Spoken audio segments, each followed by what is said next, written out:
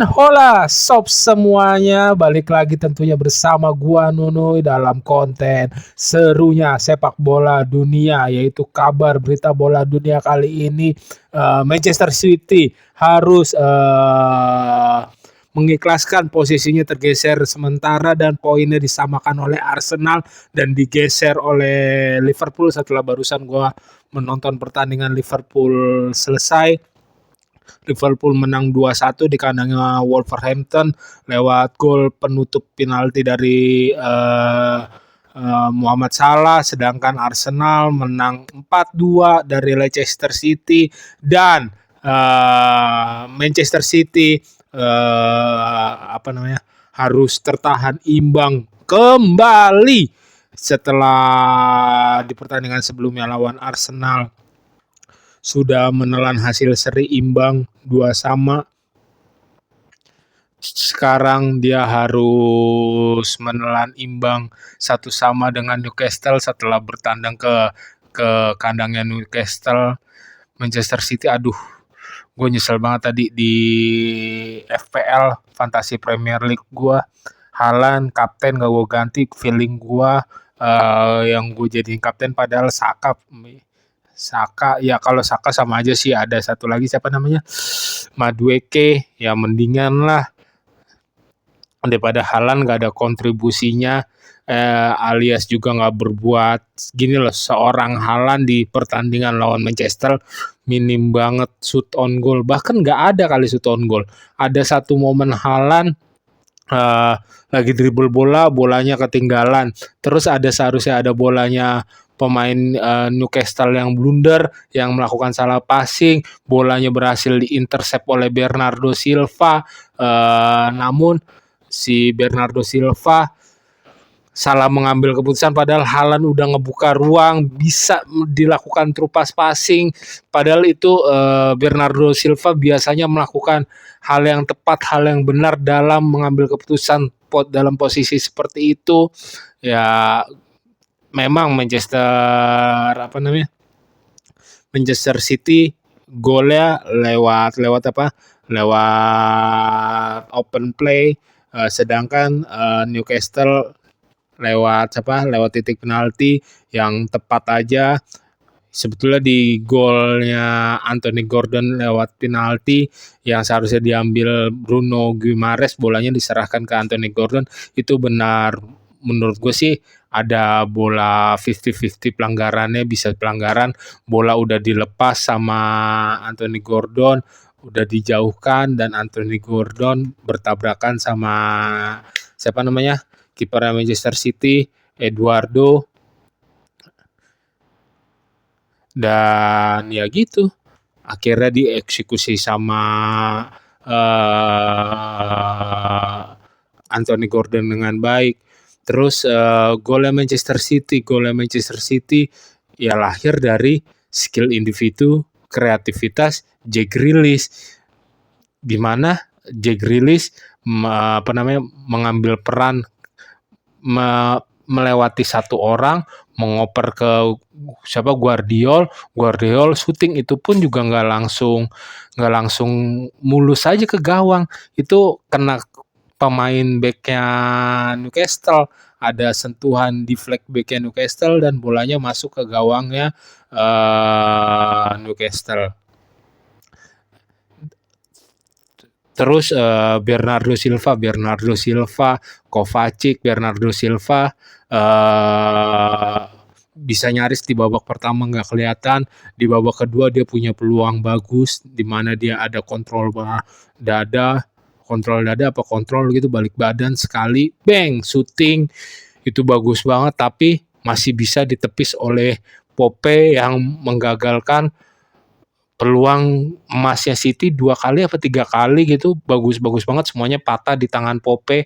Ya Kovacic, gue bilang dengan tidak tampilnya Rodri, terus disusul De Bruyne juga yang belum pulih, benar-benar City miskin kreativitas banget. Tidak hadiran Rodri kan, yang karena pertandingan lawan Arsenal minggu kemarin cedera ACL dia, ACL. Itu bukan salah Thomas Partey juga, emang murni dia salah napak, salah pijakan, otot dengkul kakinya nggak siap, ya langsung hilang keseimbangan, udah selesai. Ya sangat-sangat berpengaruh banget sama penampilan Manchester City.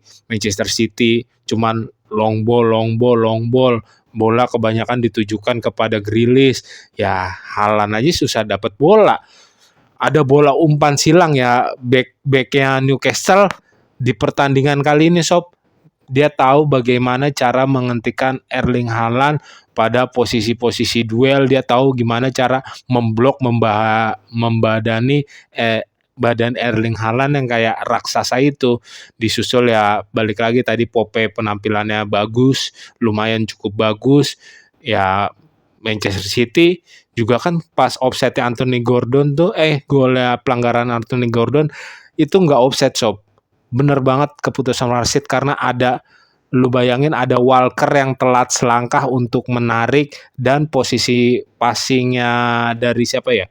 Dari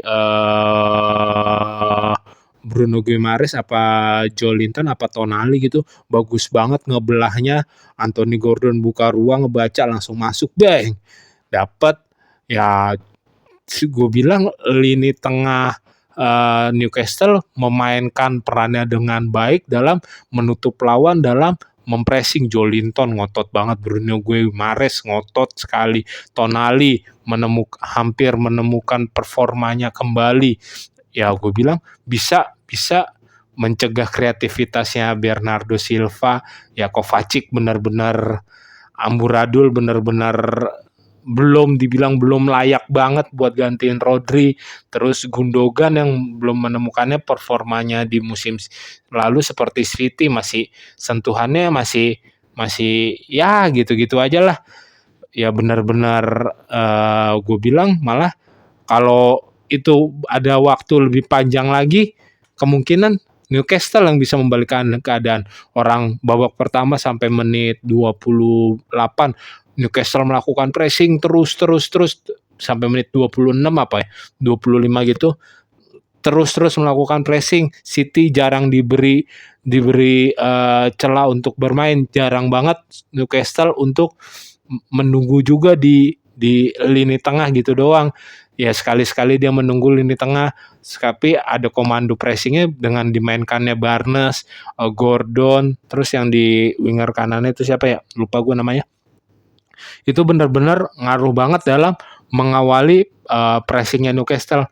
Ini Pep Guardiola harus segera menemukan skema yang pasti. Dengan hilangnya Kevin De Bruyne dan Rodri, tidak bisa mengandalkan skill individu yang dimiliki Grealish juga. Ya kehilangannya Alvarez pas ditransfer kemarin juga ada pengaruhnya di pertandingan lawan Newcastle ini. Seharusnya kalau misalkan kehilangan De Bruyne, dia suka Alvarez kan yang mengisi di attacking midfielder gitu. Ntar Alvarez yang menusuk ruang dari tengah. Terus siapa yang pemain barunya di sisi kanan kan baru dimasukkan tuh menggantikan Bernardo di babak kedua. Itu pun skill individunya udah bisa ketahan oleh pemain-pemain Newcastle pada pertandingan itu. Oke. Sayang banget Manchester City harus kehilangan poin, tapi ini serunya Liga Inggris, siapapun bisa berkesempatan untuk naik. Ya contohnya yang sekarang diambil Liverpool barusan menang 2-1, padahal Liverpool kan kemarin juga sempat kalah 1-0 sama Nottingham Forest. Nggak bisa Pep Guardiola dan Manchester City-nya gini terus, walaupun ini musim terakhirnya Pep Guardiola. Kalau begini terus Manchester City mungkin bakal turun. Orang benar-benar banget permainannya kelihatan banget kayak kurang banget kreativitas. Terus benar-benar kayak, masa dibilang kayak Pep Guardiola miskin taktik sih nggak mungkin gitu. Belum menemukan celahnya aja kali ya. Oke sob, sekian di konten kali ini. Menurut kalian gimana? Bye-bye. Ketemu lagi bersama Nunui.